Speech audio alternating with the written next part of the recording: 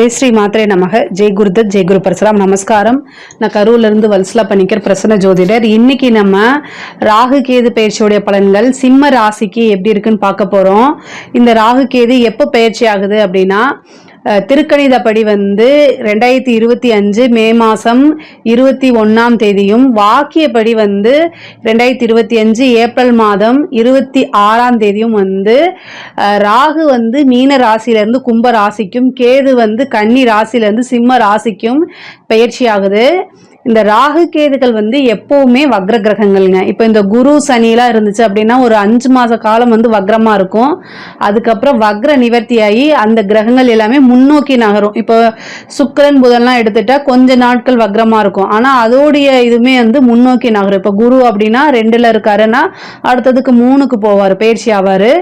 அதே மாதிரி 4ஆம் இடத்துக்கு அப்படி பயிற்சி ஆகும், அதாவது முன்னோக்கி நகர்ந்து போகும் அதோடைய பயிற்சியெல்லாம். இந்த ராகு கேது ஆல்வேஸ் வக்ர கிரகம், எப்போதுமே வக்ரமா இருக்கனால அந்த கிரகங்கள் இந்த ராகு கேது எப்பவுமே பின்னோக்கி தான் நகரும். இப்போ 10ஆம் இடத்துல இருக்காருன்னா அடுத்தது 9ஆம் இடம். இவ்வளவு நாளா உங்களுடைய ராசிக்கு ராகு அஷ்டம ஸ்தானத்துல இருந்தாரு. 8ஆம் இடத்துல இருந்து இப்போ 7ஆம் இடத்துக்கு ராகுவும், உங்களுடைய ராசிக்கு 2ஆம் இடத்துல இருந்த கேது இப்போ உங்க ராசிக்கே, அதாவது 1ஆம் இடத்துக்கே வந்திருக்காரு. இப்போ ராகு கேது எப்பவுமே வக்ர கிரகங்கள்னால பின்னோக்கி நகர்றாங்க. உங்களுக்கு 7ஆம் இடத்துல ராகு, அப்புறம் ஜென்மத்துல கேது, ஜென்ம கேது சூப்பர் அப்படின்லாம் சொல்ல மாட்டேன். ஏற்கனவே அஷ்டமது சனி இருக்கு, அதாவது இவ்வளவு நாளா கண்ட சனி இருந்துச்சு, அது கூட பிரச்சனை இல்லை. இப்போ சனி அஷ்டமம், சிம்ம ராசியை பொறுத்த வரைக்கும் அஷ்டமது சனியா இருக்கு. அப்புறம் கேது, அதாவது மன உளைச்சலை கொடுக்கறதுக்கு கேதுவும் உங்க ராசிக்கு வந்திருக்கு. அப்போ ரொம்ப சூப்பரா இருக்கு அப்படின்னு நான் சொல்ல மாட்டேன். பட் ஆனா பொறுமை, தெளிவு, ஒவ்வொரு விஷயங்களையும் எப்படி ஹேண்டில் பண்ணணுங்கிற தெளிவு, நிதானம், இது எல்லாமே ரொம்ப ரொம்ப தேவை. இதுக்கு என்ன பண்ணணும் அப்படின்னா, மெடிடேஷன் பண்ணணும். உங்களை சுற்றி, அதாவது உங்களுக்குன்னு நம்பிக்கைக்குரியவர்கள் நல்லவர்கள் இருப்பாங்க. உங்களுடைய வளர்ச்சியை தன்னோட வளர்ச்சியாக நினச்சி மகிழ்ச்சி அடையக்கூடிய நபர்களை தேடி கண்டுபிடிச்சு அவங்க கிட்ட ஒப்பீனியன் கேளுங்க, சரிங்களா? அது உங்க பெற்றோர்களா இருக்கலாம் அல்லது நண்பர்களா இருக்கலாம், யாரா வேணா இருக்கட்டும். இப்போதைக்கு உங்களுக்கு அவசியமானது அந்த ஒரு நபரை தேடி கண்டுபிடிச்சு வச்சுக்கிறது தான், சரிங்களா? இந்த 1.5 வருஷ காலகட்டம் மிகப்பெரிய லெவல்ல கஷ்டங்கள் அப்படிங்கிறது தாண்டி வரணும். ஒருத்தருடைய லைஃப்ல எப்பவுமே சந்தோஷம் மட்டும் இருக்காது. ஸ்வீட்டே சாப்பிட்டுட்டு இருந்தா திகட்டாதா, அது மாதிரி வாழ்க்கையில கஷ்டம் இருக்கத்தான் செய்யும், ஆனா அதை தாண்டி வரத்தான் செய்யணும். ஸோ இந்த 1.5 வருஷத்துக்கு இப்போ ஒரு சிலர்லாம் சொல்லுவாங்க, கேது சூரியன் வீட்டில் இருக்குது, ஸோ அப்போ சூரியன் வீட்டில் அது நெருப்பு, அப்புறம் சூரியனுக்கு மீது, அப்படிலாம் கிடையாது. ராகு கேது எப்போவுமே அதாவது ஜென்மத்தில் வந்தால் கஷ்டம் தான். நம்ம மனசை சுக்குநூறாக உடைச்சிட்டு அதுக்கப்புறம் தான் போவாங்க. அவங்களுடைய வேலையை அவங்க செவ்வனே செய்வாங்க. நிறைய பேர்த்துக்கு சிம்ம ராசியில் இருக்கவங்களுக்கு கிட்டத்தட்ட ஒரு 10 நாளுக்கு முன்னாடியே தெரியும் இந்த ராகு கேது பயிற்சியுடைய வேலை நல்லாவே தெரியும். இதுல மகம், பூரம், உத்திரம் இந்த நட்சத்திரக்காரர்கள், முக்கியமா உத்திர நட்சத்திரத்துல கேது ஃபர்ஸ்ட் வரும்போதே அதோடைய வேலையை காமிச்சிருவாரு. ஸோ மெயினா மன ரீதியா நிறைய கஷ்டங்கள்லாம் இருக்கும். இந்த கஷ்டங்களை தாண்டி வர பழகிக்கங்க. மெயினாக ஒரு விஷயத்த பர்ஃபெக்டாக செய்யணும் அப்படின்னு பிளான் போட்டு வச்சுக்கணும். நீங்கள் பிளான் போட்டு வச்சுக்கிட்டு செயல்படக்கூடிய நபர். அந்த பிளான் எல்லாம் இப்போ செல்லாது. நான் சிரிக்கிறேன்னு நினைக்காதீங்க. அதாவது துன்பம் வரும் வேளையில் சிரித்து கடந்து வர பழகிக்கணும். அதனால நான் சிரிக்கிறேன், வேற ஒன்றும் இல்லை. எல்லாருமே இந்த ராகு கேதுவோடைய பிரச்சனைகள்ல இருந்து கஷ்டப்பட்டு தான் முன்னேறி வருவாங்க. அதே மாதிரி பழகிக்குங்கன்னு சொல்றேன். பொதுவாகவே சிம்ம ராசிக்காரங்க நல்ல இன்டெலிஜென்ட்டா இருப்பீங்க. நீங்க நல்ல நாலேஜ், நல்ல நிர்வாக திறமை உங்களுக்கு இருக்கும். அதே மாதிரி ஒரு விஷயத்த இப்போ எப்படி சூரியன் உங்களுடைய ராசிக்கு அதிபதி யாருன்னா சூரியன், அவரை நீங்கள் டைரெக்டாக பார்க்க முடியும், சரிங்களா? அவர் 6 மணிக்குனா கரெக்டாக 6 மணிக்கு வராரு, அதே மாதிரி 6 மணிக்கு அஸ்தமனமாகி போயிடுறாரு. டைம் டு டைம் வேலை பார்க்குறாருல, அது மாதிரி தான் நீங்கள் ஒவ்வொரு விஷயத்தையும் டைம் டு டைம் பர்ஃபெக்டாக பிளான் போட்டு வச்சுருப்பீங்க. ஆனால் அந்த பிளான் எதுவுமே இப்போ வேலை செய்யாது. உங்களுக்கே எரிச்சலாயிரும். என்னடா அது நம்ம கரெக்டாக செய்கிறோம், ஏன் இப்படி ஆகுதுன்னு ஒரு டைம் பார்ப்பீங்க, 2 டைம் பார்ப்பீங்க, உங்களுக்கும் இருக்கும் பொறுமை இருக்குல்ல, அந்த அப்படியே பொறுமை எல்லை மீறி போய் அப்படியே வெறுத்து போய் உட்காருவீங்க. நான் என்ன சொல்றேன்னா, அப்படி வெறுத்து போய் உட்காது. இந்த டைம் நீங்க என்ன எஃபர்ட்ஸ் போடுறீங்களோ அது கண்டிப்பா பலன் அளிக்கவே செய்யும். உங்களுக்கு கண்டிப்பாக பலன் அளிக்கும். நல்ல விஷயங்கள் நிறைய நடக்கும். இந்த ஒரு 1.5 வருட காலகட்டங்களை தாண்டி போயிட்டீங்க அப்படின்னாலே உங்களோட வாழ்க்கையில சூப்பர் கிரேட் அப்படின்னு தான் நான் சொல்லுவேன். இந்த 1.5 வருஷம் உங்களுக்கு ஒரு சவால் அப்படின்னு வச்சுக்கோங்க.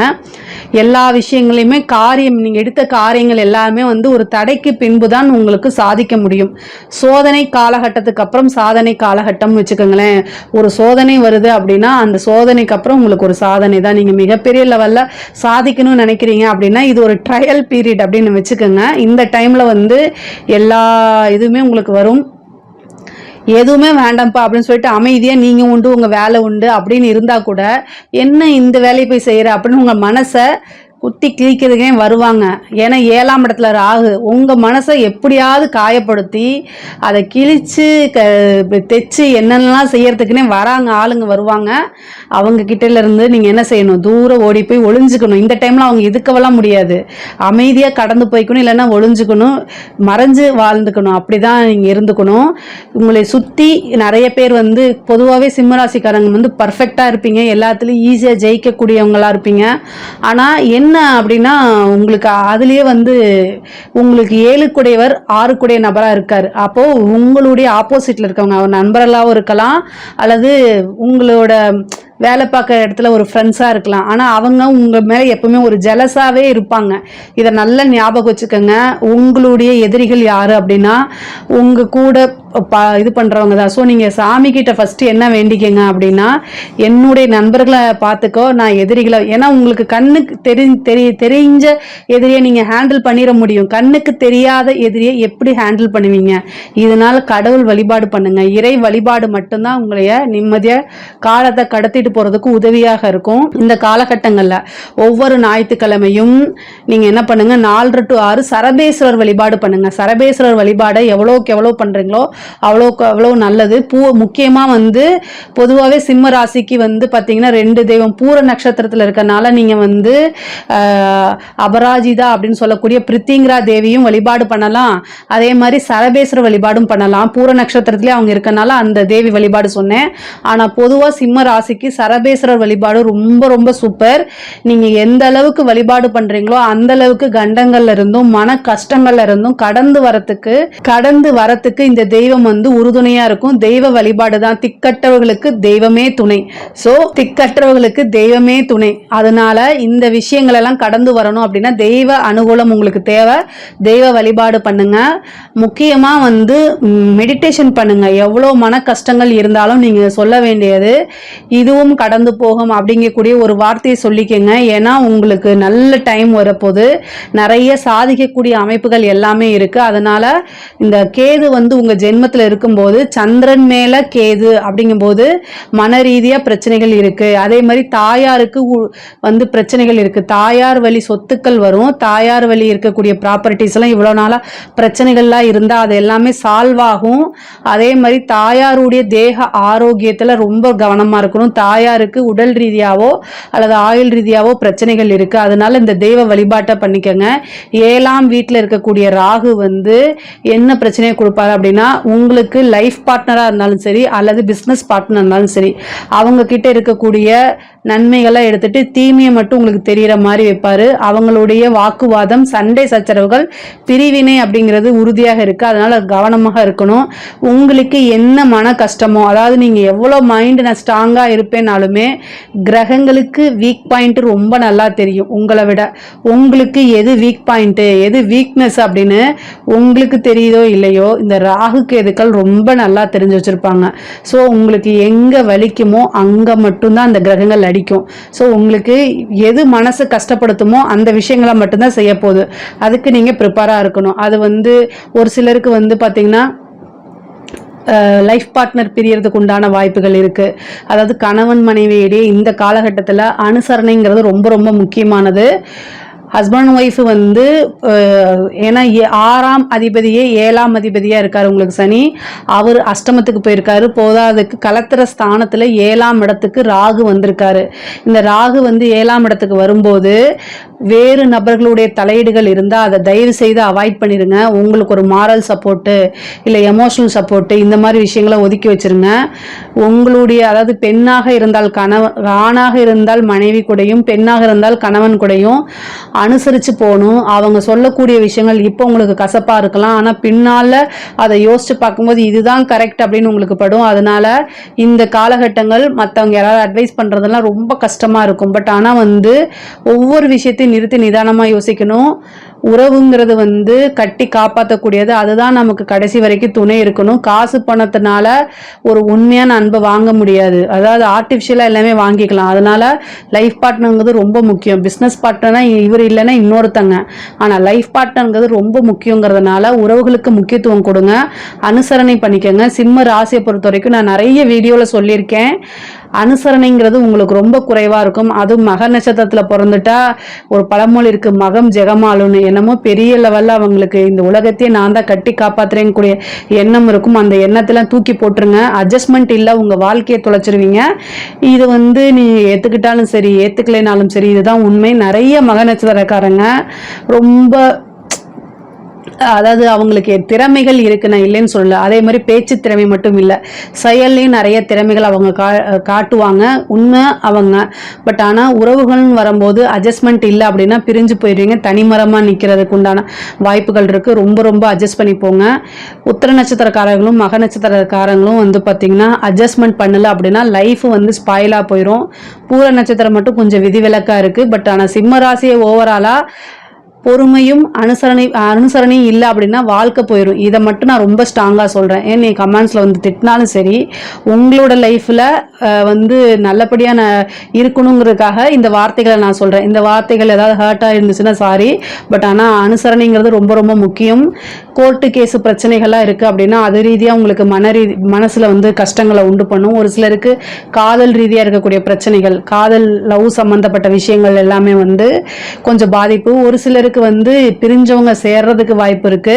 ஆனா ஏற்கனவே இதா இருக்கிறவங்களுக்கு வந்து ஏற்கனவே பிரச்சனை இருக்கு உங்களுக்கு அப்படின்னா அந்த பிரச்சனை சால்வ் ஆகிறதுக்கு கூட வாய்ப்பு இருக்கு. ஆனா பிரச்சனையே இல்லாம நீங்க லைஃப்ல சந்தோஷமா இருந்தீங்க அப்படின்னா சங்கடங்களை சந்திக்கிறதுக்கும் வாய்ப்பு இருக்கு. ஸோ ஏன்னா ராகு கேதுக்கள் வந்து மாத்தி மாத்தி வக்ர கிரகங்கள்னால மாத்தி சில நீ ஹாப்பியா இல்லையா, சரி போ பொழைச்சு போ அப்படின்னு விட்டுரும். நீ சந்தோஷமா எப்படி இருக்கலாம் அப்படிங்கிறத வச்சும் செஞ்சிடும். ஸோ ரெண்டுமே ராகு கேதுக்கள் செய்யும். அதனால உஷாரா இருந்துக்கிறது நல்லது. பொதுவாகவே கோச்சாரத்தில் நம்மளுடைய ராசி மேல ராகு கேதுக்கள் வந்து எப்பவுமே நல்ல பலன்களை எதிர்பார்க்க முடியாது. அதனால எல்லா விஷயங்களுக்கும் தயாரா இருக்கணும். அதுக்காகத்தான் நான் இவ்வளோ தூரம் சொல்கிறேன். அதே மாதிரி பெரிய மனிதர்களுடைய ஆதரவு, சொசைட்டியில் வந்து பேர் புகழ் எல்லாமே கிடைக்குங்க. 7ஆம் இடத்துக்கு வந்திருக்கக்கூடிய ராகு வந்து உங்களுடைய பழக்க வழக்கங்களை நிறைய பெருசு பண்ணி விடும். உங்களுடைய சர்க்கிள் இருக்கு இல்லையா, அது பிஸ்னஸாக இருந்தாலும் சரி, உத்தியோகமாக இருந்தாலும் சரி, படிக்கக்கூடியதாக இருந்தாலும் சரி, என்ன சர்க்கிளில் இருந்தாலும் அந்த சர்க்கிளை வந்து விரிவுபடுத்தி விடும். இந்த டைமை யூஸ் பண்ணிக்கோங்க. இது மூலிமா உங்களுக்கு நல்ல நண்பர்கள் கிடைப்பாங்க. அது மூலிமா உங்களோட டெவலப்மெண்ட்டுக்கு உதவும். முக்கியமாக வந்து பார்த்தீங்கன்னா வேற லாங்குவேஜ் பேசுகிறவங்க, வேற இனம் மதம் இதெல்லாம் கடந்து உங்களுக்கு ஒரு ஃப்ரெண்ட்ஷிப் கிடைக்கிறதுக்கு உண்டான அமைப்புகள் இருக்குது. ஒரு சிலருக்குல திடீர்னு மேரேஜ் ஆகிறதுக்கு உண்டான வாய்ப்பு இருக்குது. இந்த ராகு கேது வரும்போது இப்போ இந்த லவ் பண்ணிட்டு இருக்கவங்கலாம் வந்து இந்த ரிஜிஸ்டர் மேரேஜ், இந்த ஓடி போய் கல்யாணம் பண்ணுறது, இந்த மாதிரி அமைப்பை ஏற்படுத்தி கொடுக்கும். ஆனால் பொதுவாக அது பின்னாடி வாழ்க்கையில் கஷ்டத்தை கொடுத்துரும். அதனால் இந்த ராகு கேது வரும்போது திடீர் கல்யாணங்கிறது பேரண்ட்ஸு பெற்றோர்களுடைய அனுமதியோட கல்யாணம் பண்ணுங்க. இல்லைன்னா வாழ்க்கையில் கஷ்டப்படுறது. பேரண்ட்ஸோட சப்போர்ட்கள் இல்லாமல் ஆசீர்வாதம் இல்லாத ஒரு மேரேஜ் அப்படிங்கிறது நல்லது இல்லை. ஆனால் உங்களுக்கு குரு பார்க்குது. மேக்சிமம் வந்து வீட்டில் சொல்லி அது கிடைக்கலனா கூட வெயிட் பண்ணி, பர்மிஷன் கிடைக்கல, அவங்களுடைய பிளெஸிங் கிடைக்கலனாலும் பொறுமையாக வெயிட் பண்ணி கல்யாணம் பண்ணுங்க. இல்லை அப்படின்னா வாழ்க்கையை தொலைச்சிருவீங்க. அது ரொம்ப கஷ்டமாக இருக்கும். ஏண்டா இந்த மேரேஜை பண்ணும் அப்படிங்கக்கூடிய சிந்தனை எல்லாம் கொடுத்துரும். ஸோ கவனமாக இருங்க. அதே மாதிரி சிம்ம ராசியை பொறுத்த வரைக்கும் ஒரு டைம் இல்லை 2 டைம் 3 டைம் ஒரு முயற்சியை போடும்போது ஃபர்ஸ்ட் டைமே சக்ஸஸ் ஆகாது. இந்த காலகட்டத்தில் காரியங்கள் வந்து தடைகள் இருக்குது, தாமதங்கள் இருக்குது. ஆனால் எப்போவுமே உங்களுக்கு வெற்றி அப்படிங்கிறது நிச்சயிக்கப்பட்டது. ஸோ அதனால் நீங்கள் லைஃப்பில் உறுதியாக சக்ஸஸ் ஆவீங்க. ஆனால் நான் சொன்ன வழிபாடை பண்ணிட்டு பண்ணுங்கள். ஒரு டைம் 2 டைம் உங்களுக்கு ஃபெயிலியர் ஆனால் கூட 3ஆவது டைமு சக்ஸஸை கொடுத்துடும். இந்த ராகு கேது வந்து ஒரு ஸ்பார்க்கு தான்.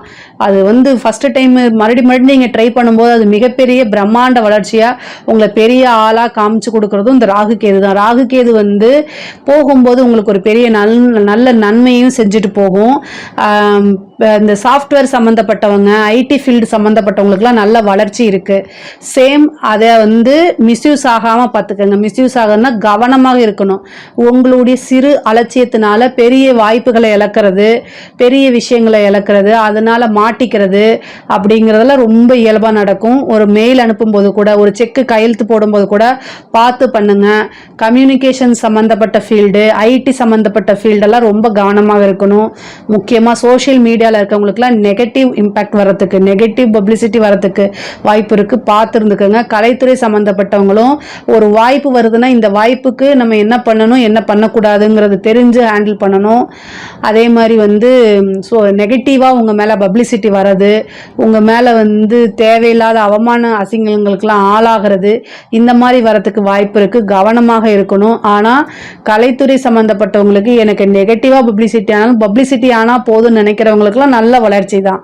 அரசியல்வாதிகளுக்கு யாருக்கு நல்லா இருக்கோ இல்லையோ, அரசியல்வாதிகளுக்கு ரொம்ப நல்லா இருக்கு.